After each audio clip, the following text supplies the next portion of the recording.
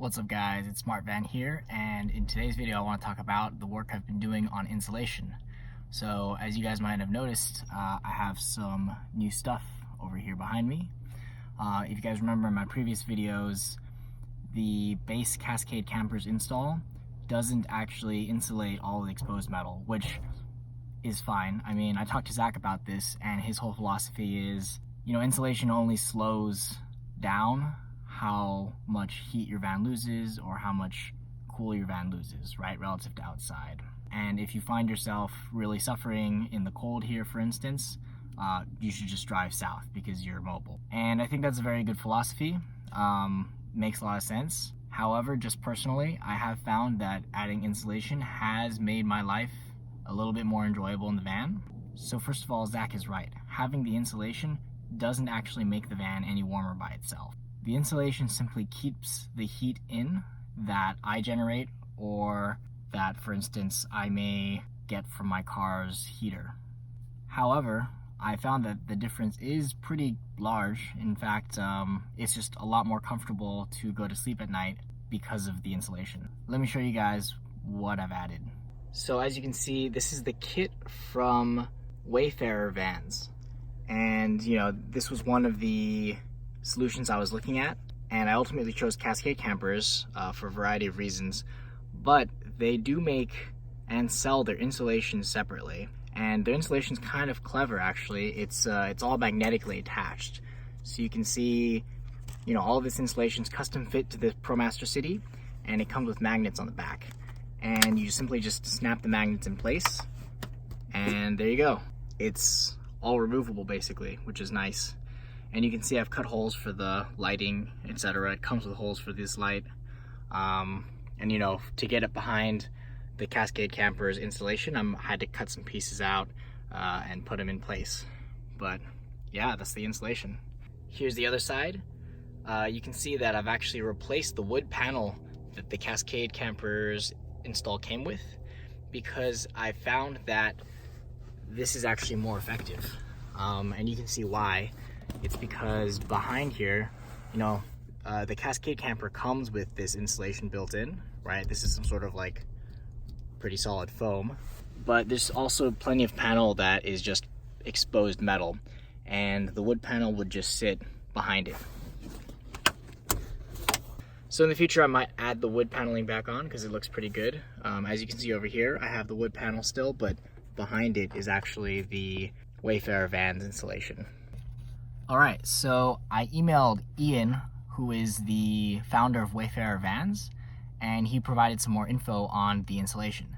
So he says that in total the kit comes out to an R value of 8, which seems a little bit high to me. It looks like this insulation up close is maybe like a ½ inch of some sort of foam, which would end up being something like R4. So I don't know exactly how much heat resistance it has, but I have seen that it is pretty effective, and the thermal imaging shows that it's definitely doing something. So I'm pretty happy with it. Another nice thing he says is that the insulation is water and mold resistant, which is really good because some of you might know, if you live in a small enclosed space, you end up building a lot of moisture, and the last thing you want is something that can develop mold. Now, the one thing I don't really like about the insulation is the price. So as of right now, I paid $2,000 for this insulation, and that's pretty steep. Some of you are probably thinking, oh, I could do it myself for cheaper, which is definitely true. If you want to spend the time building it out yourself, you can get it much cheaper. For me, just personally, saving the time is really key. Getting something that's removable and pre-cut to the shape of my van, also really nice.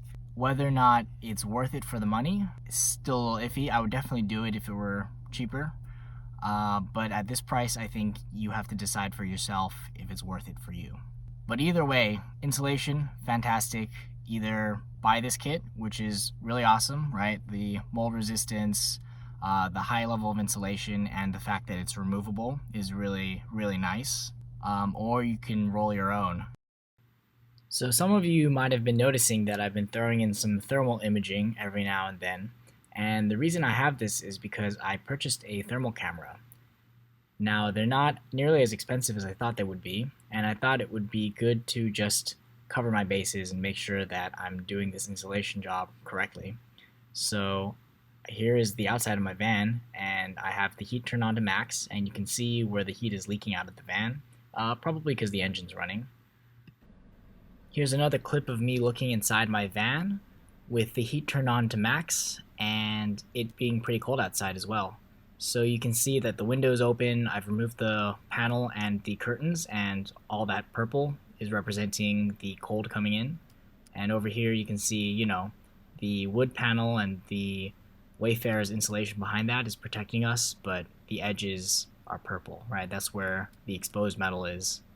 And on the roof, the stock insulation is pretty good. There's just a couple of insulation gaps that I'll need to figure out some sort of solution for.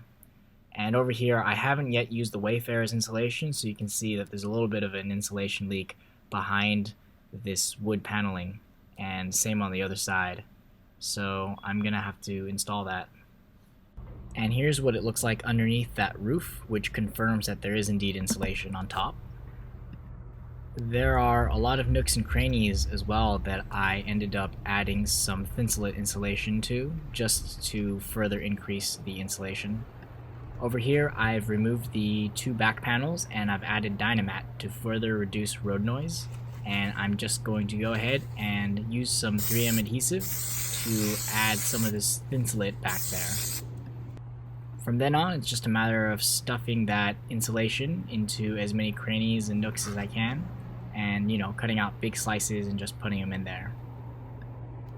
And if I do a good job, then I should find that the heat no longer escapes from that area where the door panels are.